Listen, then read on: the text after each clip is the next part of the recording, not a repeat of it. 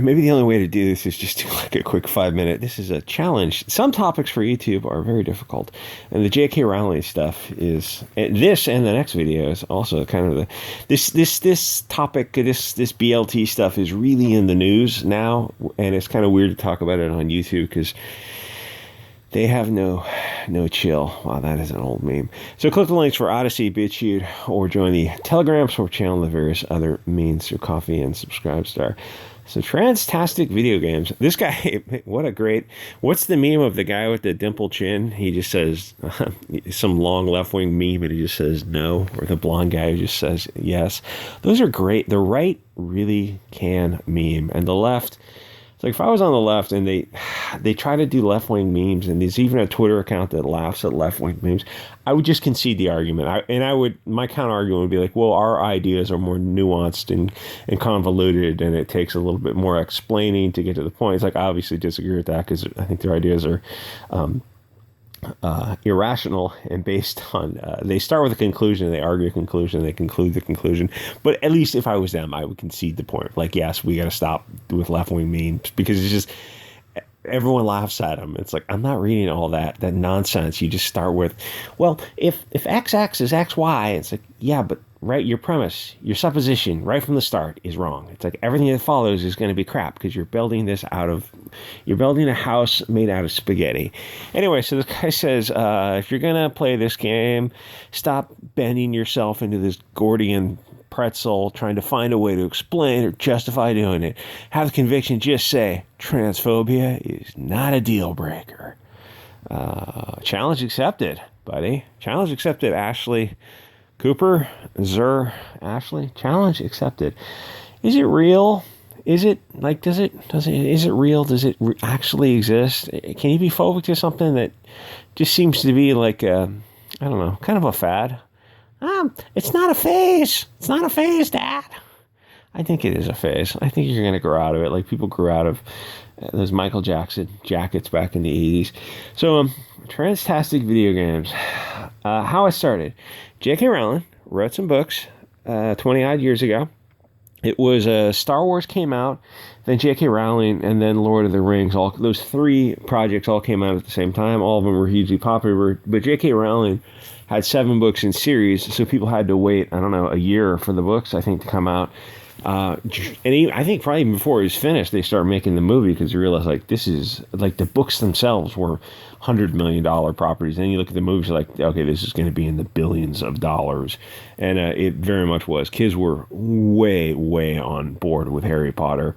And I don't think anything has come out since. And here's the thing, for Harry Potter back 20 years ago, it was woke for back then.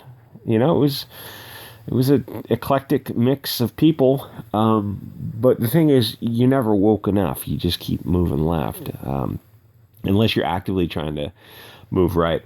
So everything was fine. She's a left-winger. She was, I guess, a darling of the left. It helped that she was really attractive. Then she looks like very well put together in like classical English beauty something. She's probably 60 now. But anyway, the thing is the books were solid. Like even for kids or adults, you could read them and be like, oh, these are really well put together books. But then later on, the BLT thing started to come up in the news of men and women sharing spaces. And it's things start to get weird. She said something like, men aren't women. Maybe we can just, start off with some basic logical, premises and build off from what we know to be true. That's how language works. That's how causality works. Men are not women. Those words they refer to different objects or different concepts.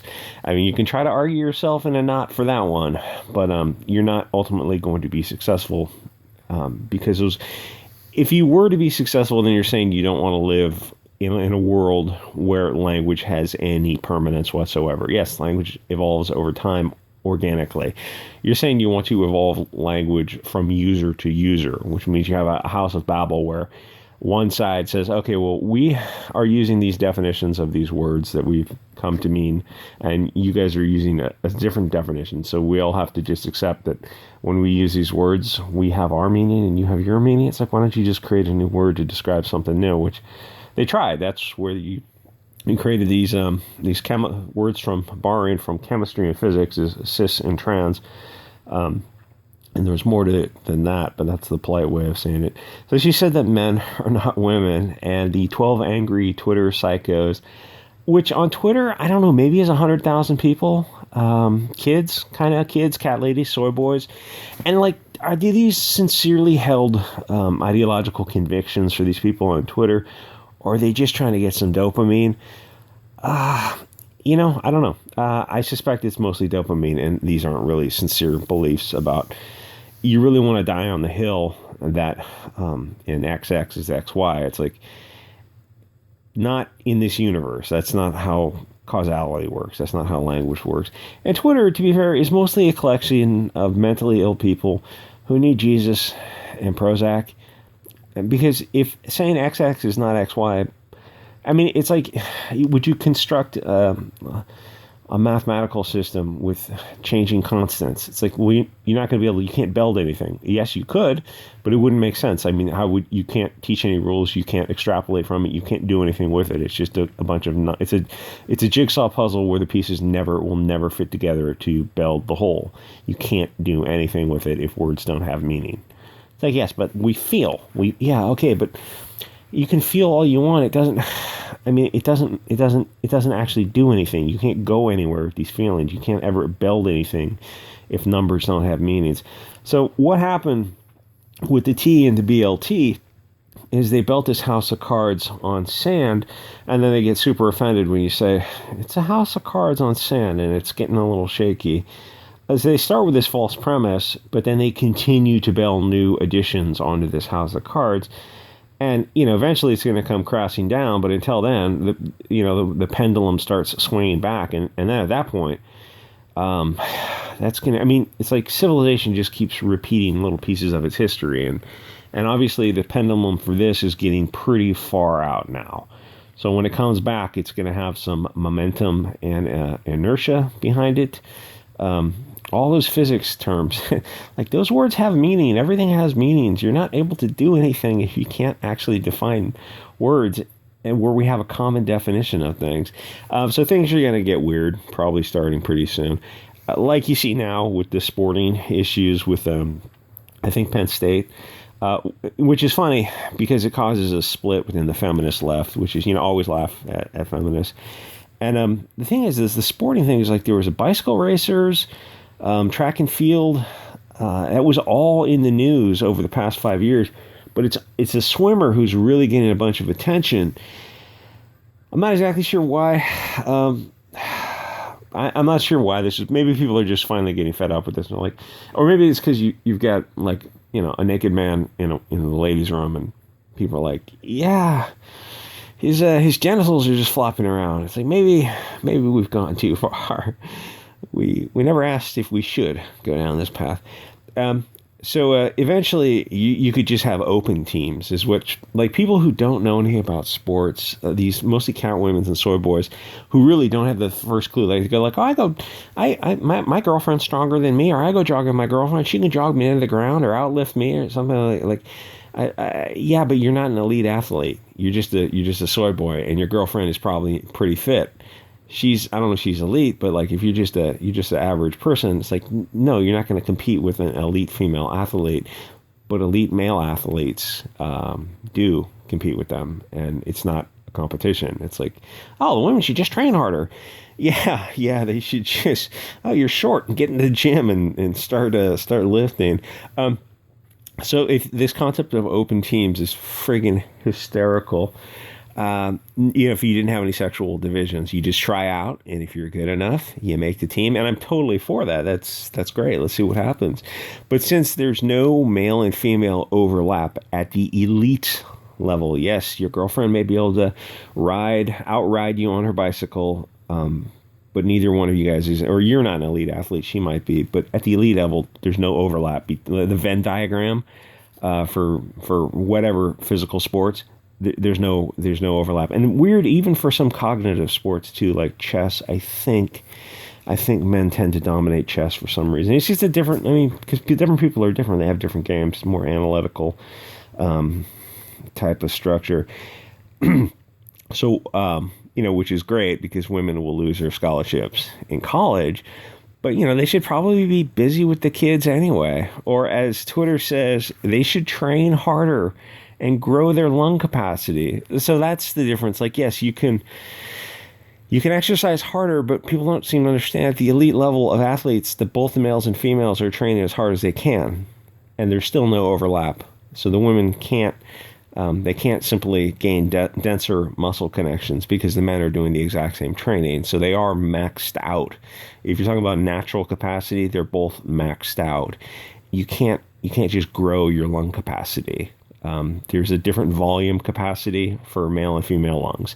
Even if height and weight, all things being equal, the hearts work a little bit more efficiently. It's just, good luck increasing your bone density and your skeletal anatomy.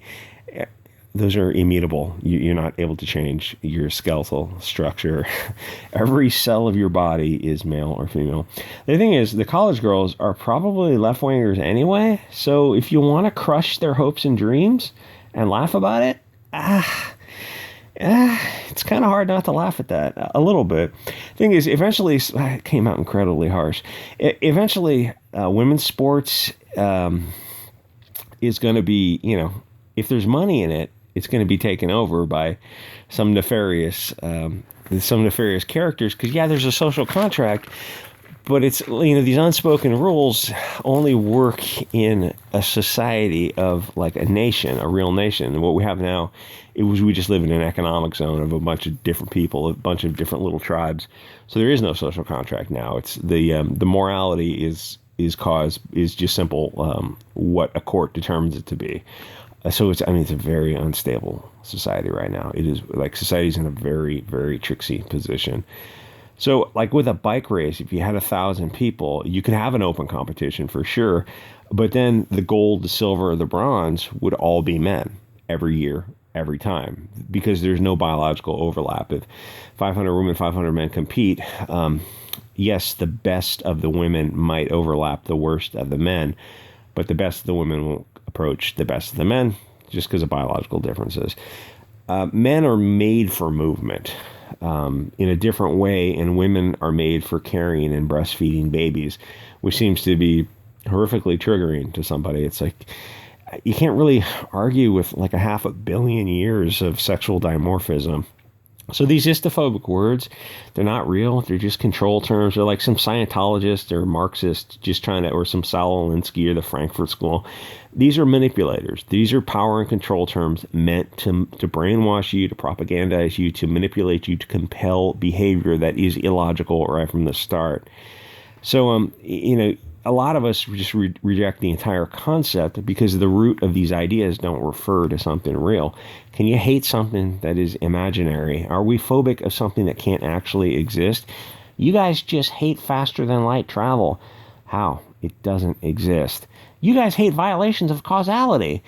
Ultimately, it's difficult to argue with appeals to emotion, and Twitter, is mostly the mentality of like anorexic emo girls on their period who are hungry and whose boyfriend is being kind of a jerk. You're having a challenging time to convince these people of anything. Anyway, like, comment, subscribe, and see you guys on the next episode.